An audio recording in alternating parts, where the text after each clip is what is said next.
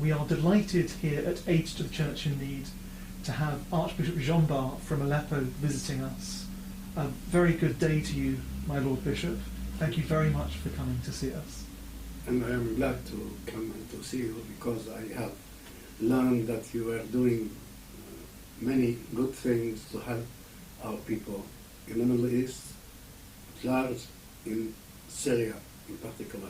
And we need your help. We need you to stand by us, because our people suffer and need, really, in this hard moment, our people need help and need you. As a Christian leader based in Syria, can you tell us what the overall situation is like in Syria at the moment? It's a dramatical situation, and particularly in Aleppo, in the north. Aleppo used to be a very important city in the Middle East, the major industrial and economical place in Syria. This was not just these few decades, but for hundreds of years and thousands of years.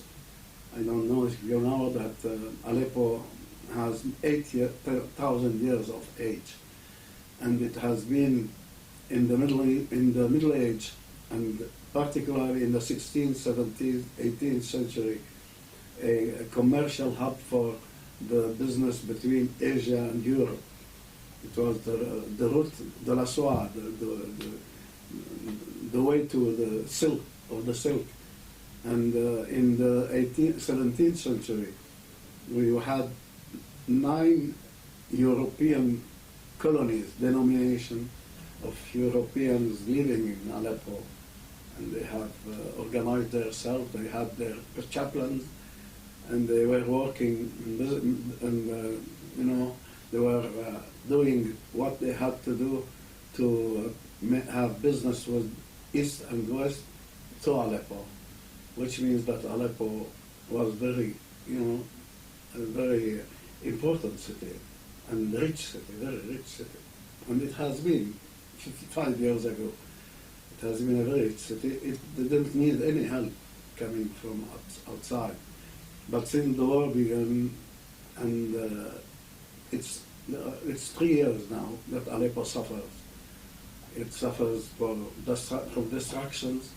It suffers particularly because all its industry, all its factories, all schools, hospitals, hotels has been, demolished or have been frozen from working, which makes a very big social and economical problem.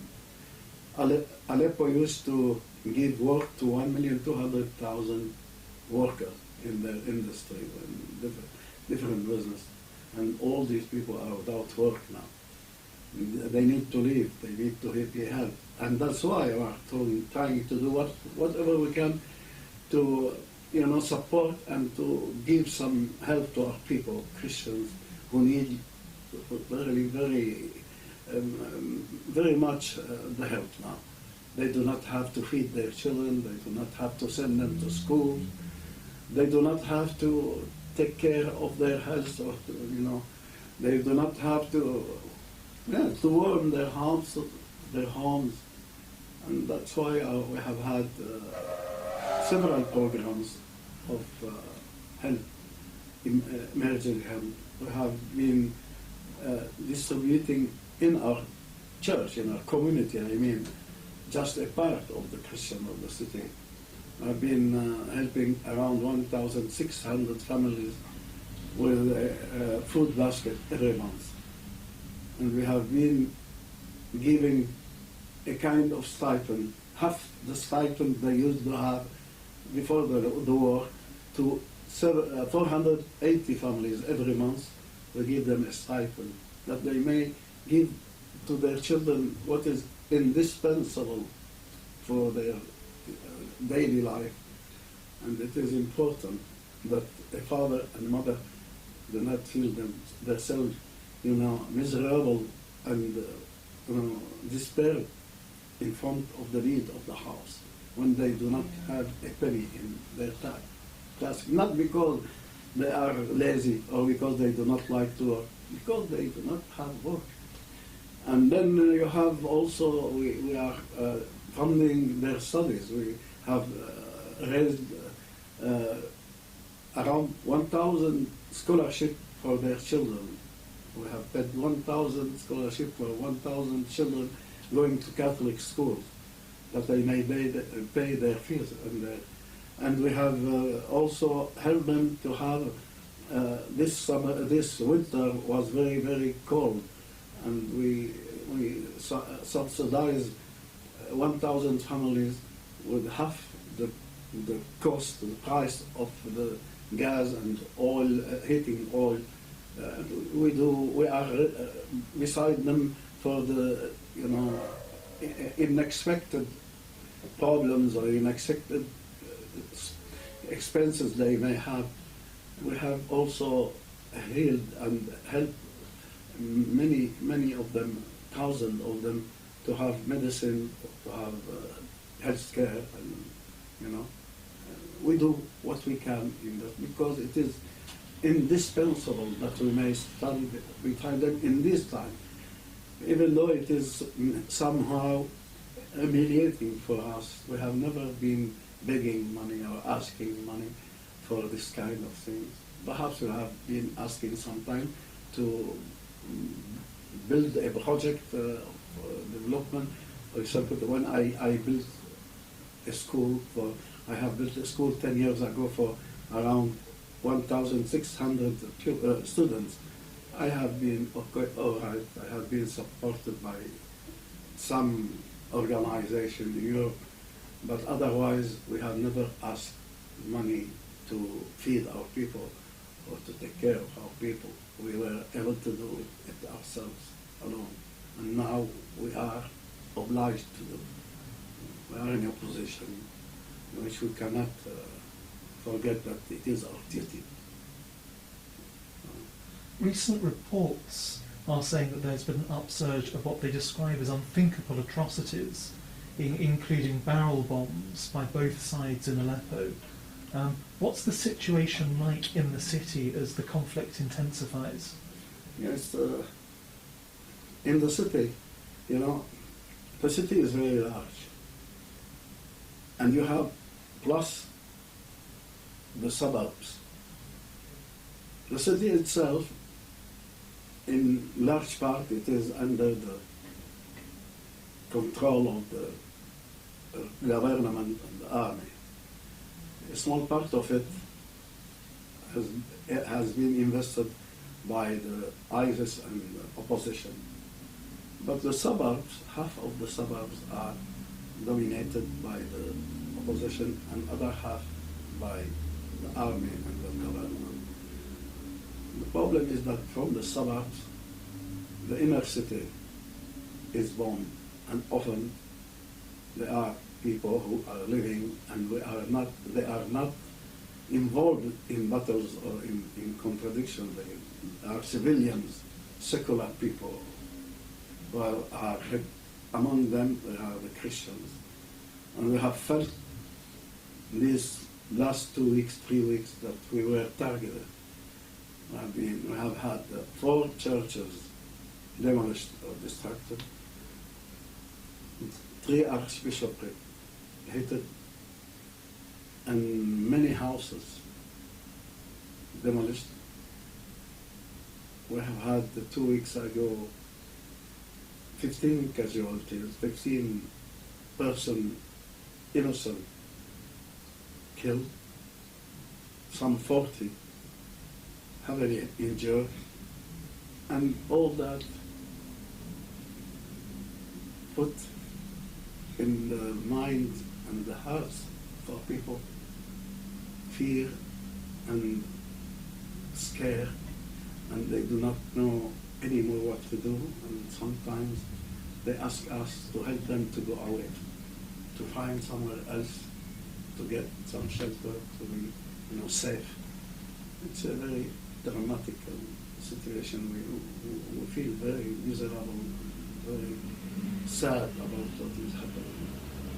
We try to do our best to give them strength, to confidence, and let them feel always better and always with hope in the future. But what happens without any expectation, take off from our hand any argument we can handle. And, it's very, very difficult for us pastors, for us responsible, to deal with this situation. Yes. And how are Christians finding it throughout Syria, that the threat from Islamic State and other extremist groups? How they get out of Syria? There is a way, there is a road protected by the government, by the army. They take it and they go away, either to Lebanon or to the shore side or to Damascus or Homs. But we try to give them some confidence that they may remain, stay, and get shelter to, escape the danger of the bombing. It's inhuman what is happening without any. Those who are doing that have no any feeling, human feeling. I'm afraid they want to destroy and to let the city, disintegrated and empty of any possibility of renewal. This is a trend and a challenge we have to face. We do what we can to stop it, to ask nations to make pressure that it may stop, that the destruction may stop, that the violence may stop, and that they may, the two parties may get together on a table to find a solution, a political solution, a dialogue, a compromise. In any solution, any reconciliation, there must be some, compromise. Each part has to give something out and to accept to have less than it expects, so that everybody will be satisfied until a certain point. In cases like this, nobody will be really completely winning, and nobody must be completely losing. That this peace and this reconciliation may persevere and continue. If there are people who are not satisfied, later on the blow up will come. Later on they will fight again. But if some satisfaction is established and a program is put on to reach melioration and to reach improvement of the life together and of the gesture of the city and the life in Syria, if a kind of democracy begin to work, and if they give freedom to every single citizen in Syria, and both sides accept that, we can hope that the future will be good. And part of the conflict has seen priests and bishops being kidnapped, particularly two bishops who are still missing. Sorry, John, can I just stop